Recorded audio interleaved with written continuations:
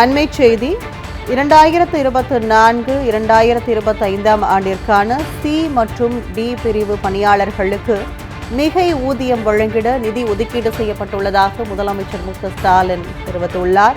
C மற்றும் D பிரிவை சார்ந்த ஓய்வூதியதாரர்கள், குடும்ப ஓய்வூதியதாரர்கள், முன்னாள் கிராம அலுவலர்களுக்கு பொங்கல் பரிசு வழங்கிட ரூபாய் 183.86 கோடி ரூபாய் ஒதுக்கீடு செய்யப்பட்டுள்ளதாகவும் முதலமைச்சர் மு க ஸ்டாலின் உத்தரவு பிறப்பித்துள்ளதை அண்மை செய்தியாக பார்த்து வருகிறோம்.